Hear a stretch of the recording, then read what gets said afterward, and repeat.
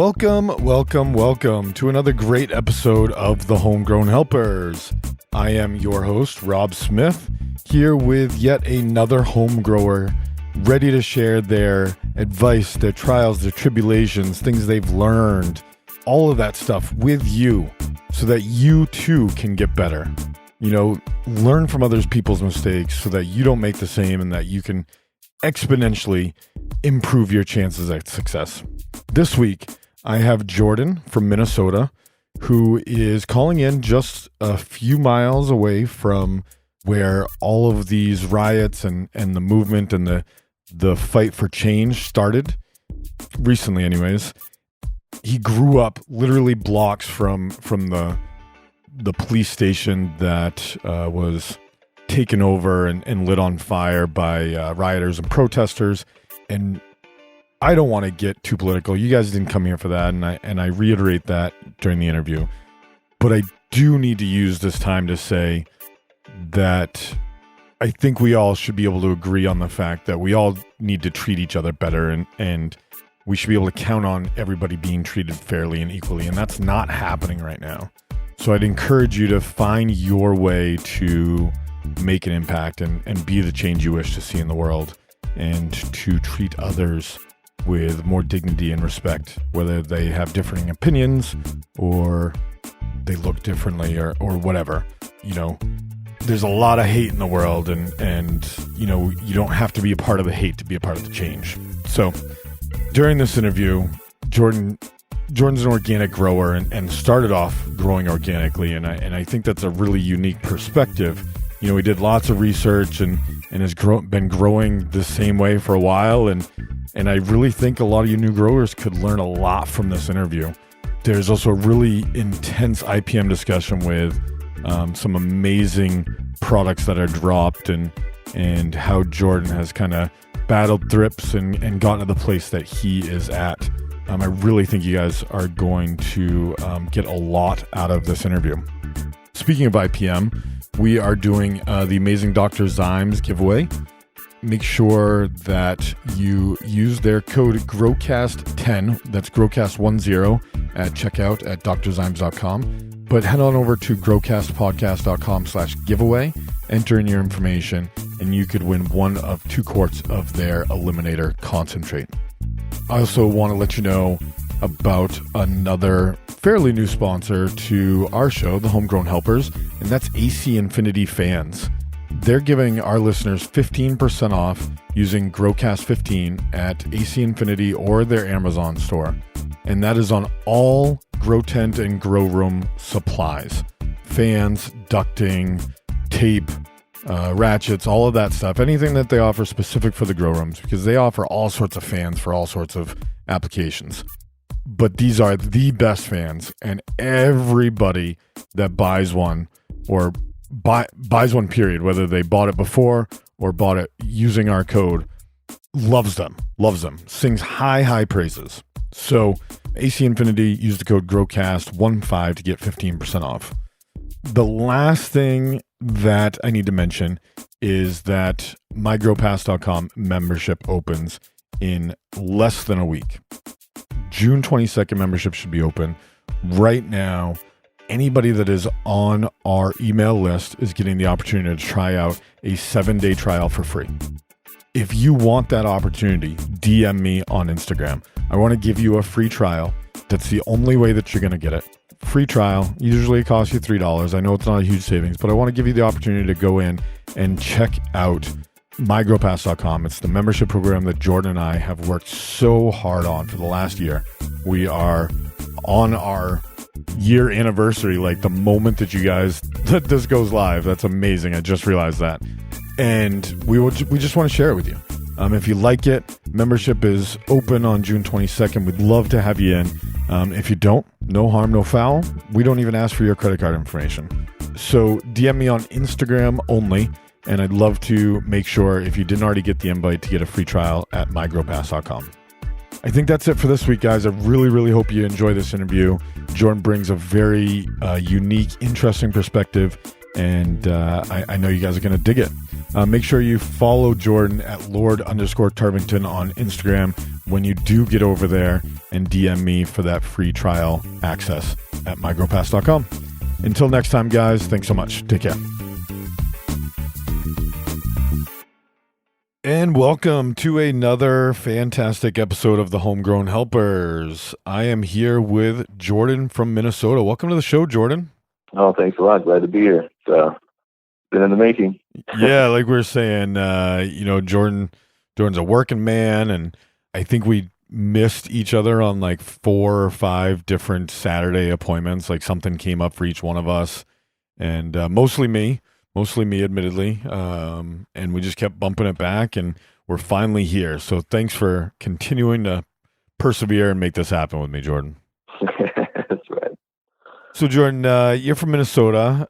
Lots of crazy stuff is happening around you. Yes. Tell me a little bit about yourself and your history with cannabis, and what got you to this point where you wanted to be on the Homegrown Helpers. Sure. So, been using since early teens. I'm in my early 30s now. Been researching growing for probably 10 years solid. Actively growing for going in on my 4th year. That's pretty much the intro of how I am where I am. Okay. All right. It's been organic all the way, and I just dove right in. Oh, cool. So, what made you decide to go directly to organic? Was it all the years of research that you did, or? Honestly, early on, when I was reading about hydro setups and like deep water culture, that all seemed like way too much. Honestly, I was like, dude, so many pumps can fail and timers and all this stuff. Mm-hmm. And then I started reading about, synthetics, and I just kind of felt like organic was a better way to go. But then on top of that, I didn't really, mixing soil was also sort of seemed like a lot of work to me. And I ended up just, a friend of a friend who I just ended up at this guy's house one day with another friend, and then we exchanged numbers because we smoked, and we got to talking about hash. He had some hash that we smoked, and then I ended up hanging out with him another time for him to like hook me up with something, and then one thing led to another, and I was talking about growing organically, thinking about diving in, and he's just like, oh, well, I actually do that, so if you have any questions, let me know. So then that was basically my foot in the door to like firsthand experience and someone to break down, basically organic soil. He led me to build a soil. Build a soil pretty much taught me everything as far as techniques, cool, soil recipes and things like that. Awesome. 2 interviews in a row that have mentioned Build a Soil. I don't know when these are going to air, but shout out to Build a Soil. They're great, dude. They got everything, man. Jeremy's super transparent. You can DM him for stuff. They're on point. They're expanding big time right now too, so they're pretty legit. Some of the stuff's pricey. If you can source stuff locally, that's way better way to go. But they have anything you could want to build proper soil and to maintain it as well. Awesome. So you've been growing organic. Is it living soil, or do you cycle? Like, is it one cycle and done? No, I'm what you would call like low till. Yep. So I try not to disturb it as much as possible, but I'm in 10-gallon pots, which is, some people will argue that 15 is probably the like true no-till. Mm-hmm. But I'm in 10-gallon pots.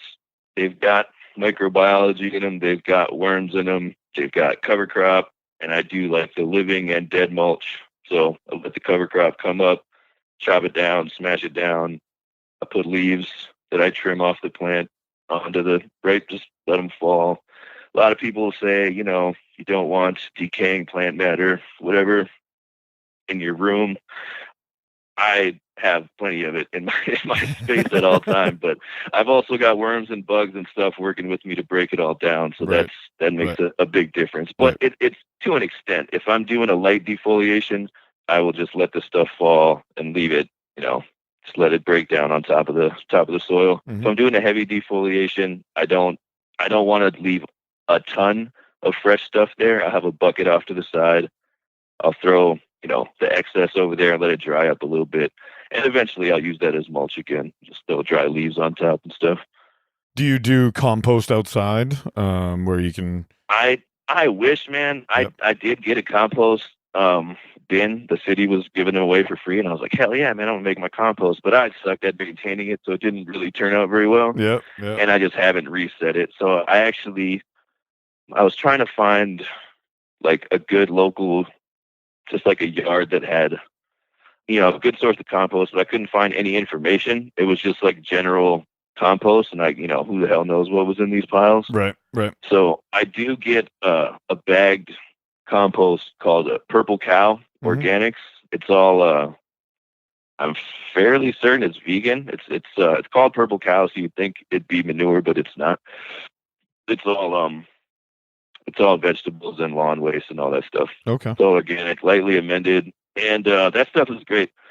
And it's as local as I can get. It's next door in Wisconsin. As much as I don't like to shout out Wisconsin, they hooked me up with my compost. Is there a rivalry, like a secret hatred between Minnesota and Wisconsin that I'm unaware of? Yeah, okay. Pretty much. I mean, the Vikings-Packers thing. Well, yeah, like a huge yeah. thing. I mean, besides sports, but like, is there just a general despise of Wisconsin? There's definitely some jabbing back and forth. Okay, but what's funny is for the longest time, Minnesota was, do you call it a dry county? Dry, whatever. Dry state, liquor stores not open on Sunday, so we used to have to make all our liquor runs to Wisconsin. Yep.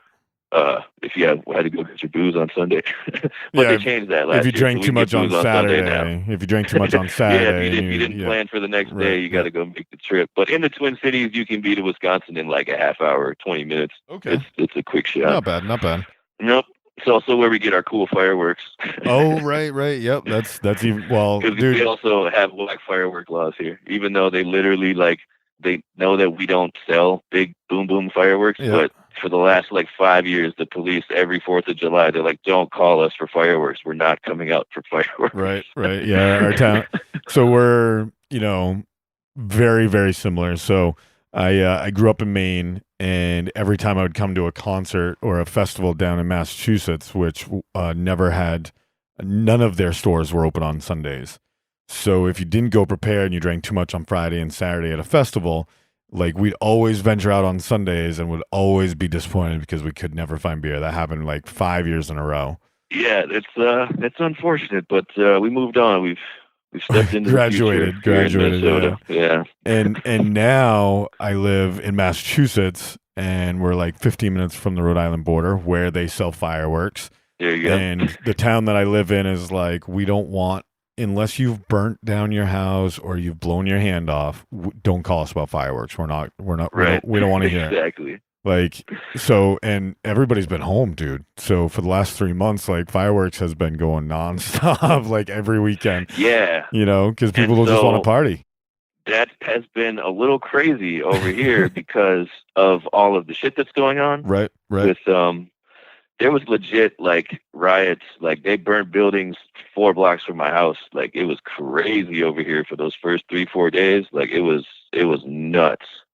No, you're right in the heart of it. We spoke before, and you grew up in the 13th precinct. Is that right? 3rd precinct, yeah. 3rd precinct, yeah. Where 3rd that precinct, yeah. They're as dirty as they get, man. You can look it up. It goes back to the 70s, man. I talked to my dad about it. My dad got harassed by these assholes back in the day. Oh, and I'm sure some of the police are 2nd or 3rd generation cops in that town. Absolutely, that's how that shit goes.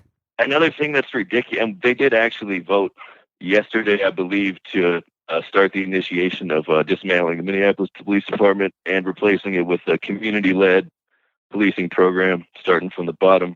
So that's pretty cool. Whether or not that will actually go through, that's another thing to be seen. But yeah, I don't want to dive too deep into political. You guys didn't come here for that. I was just gonna say I've got a lot of opinions on that, but we'll get back on course. But is it fair to kind of leave it at the point, and if you want to make a sentence or two statement, Jordan, I'm 100% okay with it. I'd like to just say we are at the point in the world and in our nation where it's time for change, and be a part of that change. I always say be a part of the change you wish to see in the world, when it comes to cannabis laws, but this is much bigger and more impactful than a cannabis law. And I'd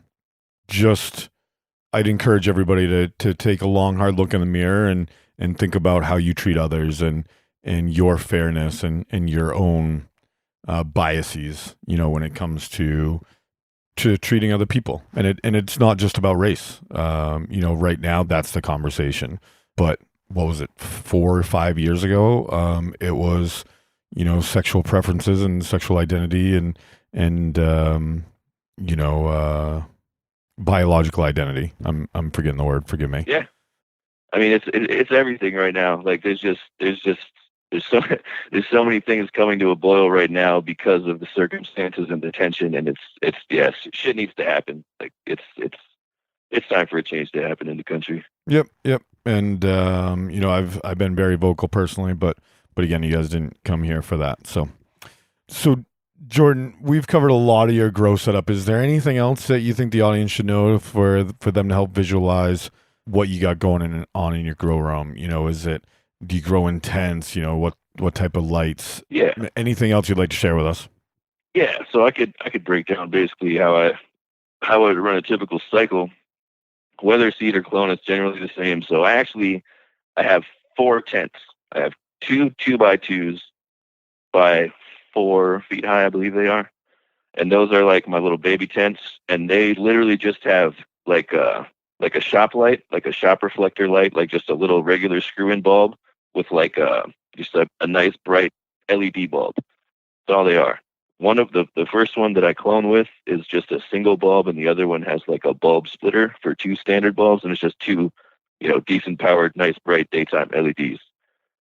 So you go from the cloning or seedling one into the one that has the 2 LEDs, and that's like the early veg until they get, solo cup size, whatever. Then I have a 3x3 with a Blurple, whatever, Viper Spectra, a little shitty $70 Amazon LED. Does great in veg, man. I will rock with that thing in veg until it blows up. But everything goes from solo cups to like a little, I don't know, maybe like a half or maybe 2/3 gallon pot, like little 4-inch square pots. They veg out in there until they get to, honestly, I kind of suck at timing right now. I'll tell you about my current grow in a second here, but yeah, so once they get to the size I want them to, they go into 4x8, and in my 4x8, I have 4 10-gallon pots, and those are the low-till soil. So basically, after I chop a plant down, I just chop it at the base and just leave that there until I'm ready to run another one. And then right before I'm ready to transplant, I'll go in there and just grab the base of this, the stalk, just kind of twist, pull the root ball out, make enough space for my pot to go in there. If I need to top dress a little, I will, but they go right in there with a little bit of recharge, and then they're off to go. I let them veg in there for 2 weeks, flip them. I have a huge overkill 8-inch exhaust fan. It's like way overkill for a 4x8, but it's so that it doesn't have to be constantly running. Mm-hmm. And I have that controlled by a probe sensor that's off of the humidity. So basically, it gets pretty warm in there because I have 2 CMH 315s, and in the middle of those 2, I have a 260 HLG V1 LED. Right on. The middle is like almost predominantly LED, but there's a lot of splash over from the CMHs, so it's it does pretty decent. But anyway, those CMHs do produce a bit of heat, so I like have little fans blowing directly on not like directly, but fans blowing towards the CMH fixture just to cool the actual fixture itself a little bit. Then I have fans blowing across the top of the canopy and the bottom of the canopy. And that exhaust is set at 60% RH is like the max I want to have it while it's vegging. And then I'll drop it down to like, I don't know, 45-ish once I get to late flower. But around 50, 60 is fine. I'm not too crazy about that. But as long as it doesn't go over 60, and like I said, it's almost constantly just going back and forth between 55 and 60. Mm-hmm. And that is like, it controls my temperature from the lights like perfectly. It never really goes over 80, which is like great. So long spiel, that's my basic setup. Awesome. I have so many questions. First, about the fan. For the audience, What are some things that you could do, you say your fan is overkill. You don't want to run it all the time, and that your humidity bounces between 55 and 60. Yep. What are some things that you could do, obviously, besides getting a new fan that could kind of help balance that out? Like, what's your ideal spot for RH? If you had that perfect zone, where would that be, and how could we help get it there, I guess? Well, a lot of people are kind of jumping on the VPD thing. Yep. And I don't really, I mean, I don't monitor that at all. Like, Sure. I've looked at the graphs or whatever, but it's not something I'm trying to achieve. Mm-hmm. Basically, like I said, like below 60, all the way until, mid flower is totally fine with me. Cause like I said, I got a bunch of fans in there moving a ton of air around. I'm constantly exchanging air. Sure. So ideally, I mean, I don't know. Like, to me, that's perfect. Like, I don't really feel like I need to improve that. What I meant by my fan is overkill is that it's just a huge fan for the space. Right. So if you like calculated the CFM of the fan for the square footage of my tent is like ridiculous, but it can exchange the air in like 30 seconds. And I'm sure it does. Does that have any speed control on it? Yeah, it does. Yeah, that's the other thing that I was thinking is on a dial. Right. Yeah, I have it pulled down. So that if I were to have it full speed when it kicked on, it does suck the sides of my tent in like a little bit, but on full speed, it's like trying to fold my tent in on itself. It's a really powerful fan. But I wanted that powerful fan because not only the RH, like I'm trying to control that heat from the CMH because they do give off a decent amount of heat. They say they're less than HPS. I imagine they are. I've never grown with HPS, but they are hotter than I expected when I first got them, for sure. That was another one of my questions was, you could duct, the lights, but I was also wondering if you've ever experimented with HPS. You've kind of answered that. I'd love to see your results if you had a 600 watt HPS, the CMH, and the LEDs in there. I think, the quality of cannabis with that full spectrum, and I would just love to see the experiment, I guess. Oh, yeah, for sure. I mean, I personally will probably never run an HPS. I'm already probably just going to go all LED. Yep. I started with LED again with like those, the Viper Spectre or whatever. Mm-hmm. I got a 600 watt, which is pulled like maybe 3 from the wall. They say it's 1,000 watt equivalent, not even fucking close, but that's besides the point. Right. But I flowered a 3x3 my first run. My buddy gave me cuts of Goji OG from Bodie. Man, that's fire. My first run, dude, I bought bags. So this is before I was like mixing soil. Most of my soil is like semi-recycled right now, and then it's like pro mix with amendments and compost and stuff. But my first run, I bought bagged soil from Build a Soil because I wanted to learn as I went. And they just have amazing. You can just buy their bag soil; it's incredible. But it's like the same amount of money to ship it as it costs for the soil. So that is not a great thing. But my first run was amazing with that cheap LED, like solid nugs, like decent pull. I got like I don't know, maybe like a little less than 6 ounces of decent bud off of 4 plants under a cheap LED on my very first go. I was super happy with it. So you said way back at the beginning that you do 10-gallon pots. Yep. But it sounded like to me that your plants are relatively small when they're going into flower. Was that right? Am I right in that assumption? They're probably, yeah. I mean, I'm not growing trees. Right now, I've got a 10 full that I just flipped on Monday. And I've got 4-foot stakes in the plants, and most of them are just approaching the top of the stakes. Okay. So, they're chest chin height by the time they're fully flowering. Okay, so not as bad as I was assuming. It sounded like there was a very short veg time, and you were. Oh no, that was just once I put them into the 10s from like my 4-inch or whatever. I'll give them a couple weeks after that. Gotcha. Yeah, no, they're decent size. Gotcha. I'll veg them for a couple months. So why do you think that you should bump up, or what are the benefits of that for the benefit of the audience? But then I'd also kind of pose it with the question: have you ever thought about going up to even larger beds, even and putting multiple plants in one pot or a bed? I love the thought of beds. I actually, during my transition from that 3x3 with the smaller pots, I got a single 25-gallon pot. And that was the one that I first started my no-till in. Like the other ones were basically I was just re-amending my soil, kind of like dumping them out and remixing in some stuff and putting it back into 5s. But then I had this 25er to experiment with on the side and filled that up. And that was the first one that I like did the worms and did the bugs and did all that stuff. Nice. So, and that was amazing. And I did multiple plants in that one, like 3 small plants at a time. And that worked out great. Yep. So, the bigger the bed, the bigger the space, there's just more space for all that microbiology and all your mycelium and all of the fungus and everything to just stay there and just keep building. And then the less that you disturb it, like, if you're dumping pots out, like you're screwing up the whole ecosystem. And then, but I actually have 200-gallon beds that I had out in my backyard for my veggie garden that I totally forgot about. And they're just like little fabric circle. I'd rather have square ones, but they're circle and they're not even 2 feet high. So they're shallow and wide.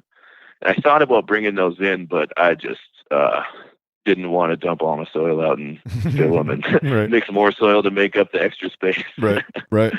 But I also was sort of almost sold my house a couple months ago. So I was kind of like getting ready to break everything down. And that I was like, I'm just going to wait till I relocate because I probably am going to move. We need a better house for our kids. This house is not great for kids, but I do want to do beds for sure. Going to do 4x4 beds whenever I relocate. Awesome, most definitely. So for the benefit of the audience, I mean, you're right there with it. You know what you're talking about. The microbiology when plants are able to share a space, they kind of feed off of each other, and if one plant is getting too much, the other plant can take it and they share that mycorrhiza and all of that soil food web activity that's happening in that bed. So, experiment with that. Even putting 2 plants in a 20-gallon pot or a 25-gallon pot, as long as you don't grow them too big, definitely, see that interaction between the 2 of them. And that's something that you kind of hear people, you like, if you go to like, and this is, if you're Googling things about growing cannabis on the internet, you can be led down some very wrong paths. So you kind of have to weed out your information. But a lot of people, you hear that, one plant will choke out the other, or they'll compete for space and they'll, one will end up, smaller or whatever. And I didn't see that at all. Like I said, I did 3 plants in that 25-gallon pot and they were all great. Like none of them suffered at all. Like it was really, and then a couple other times I did 2 in the same pot and they were fine. As long as you're not overcrowding them and they, like, you don't try to get them too big before you flip, like they're good. As long as the food is there, they balance it out.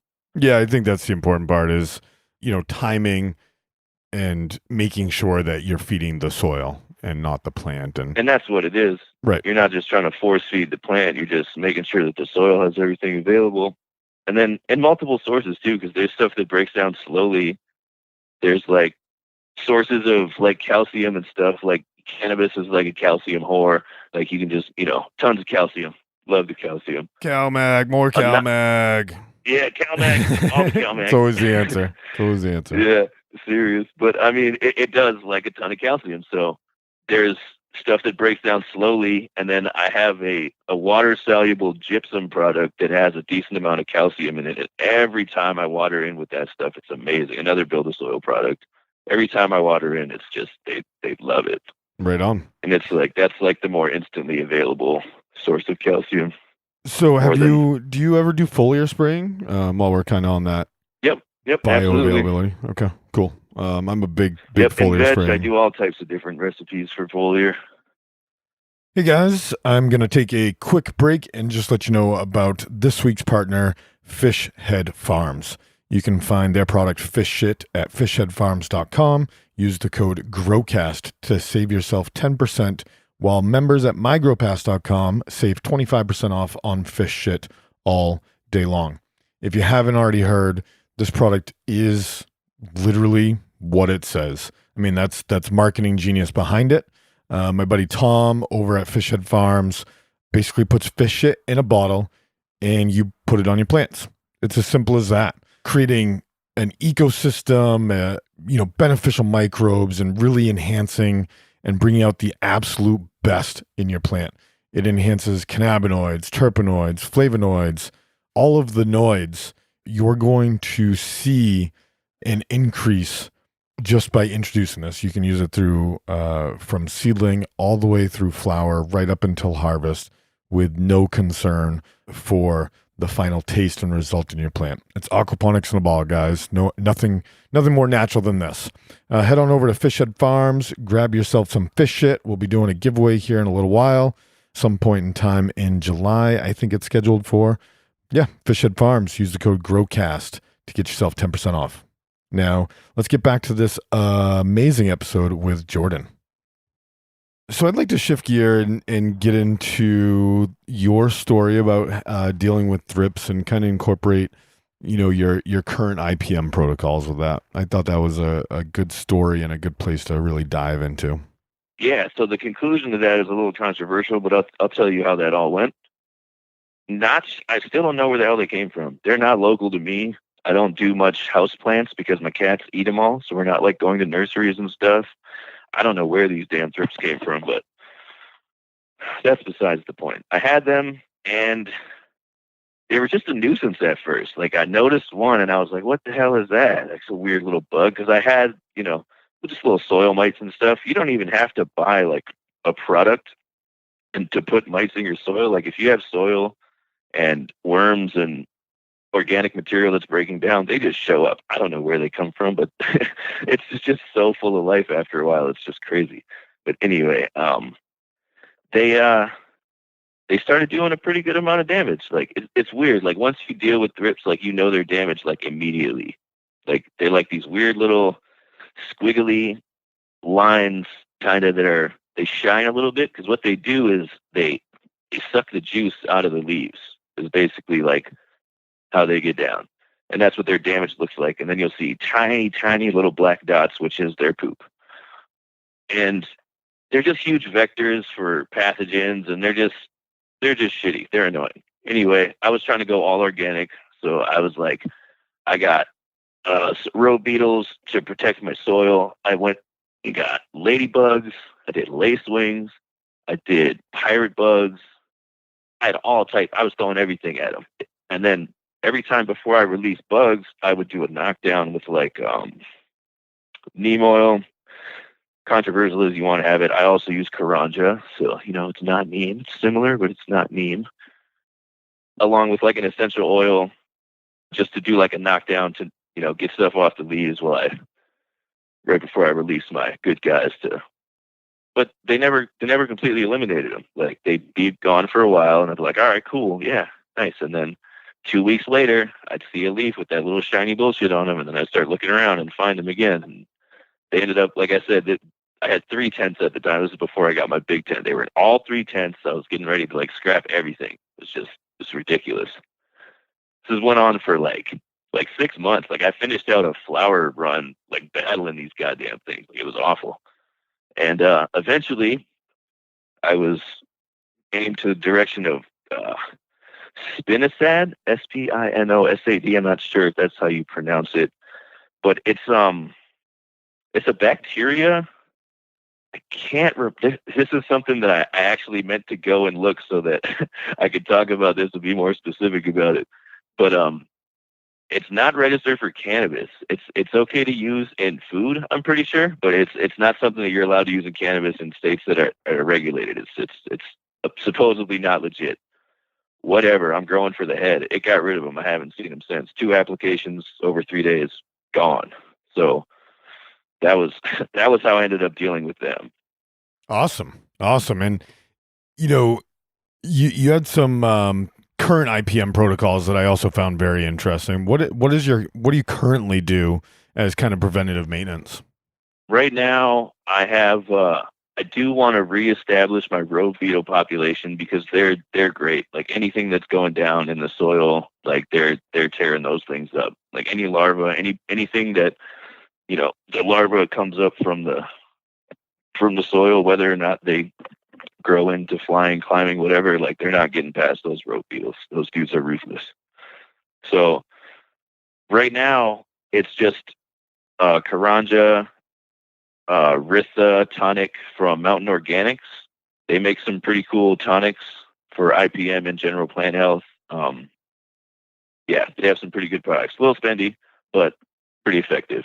And Ritha, like the Ritha berry nut, is like a really good surfactant. So when you have like dry soil, it's really good at rehydrating soil, and it helps stuff bind together. Emulsifier for when you use the Karanja, you really want to shake the shit out of it to make sure that it mixes in with the water and all that.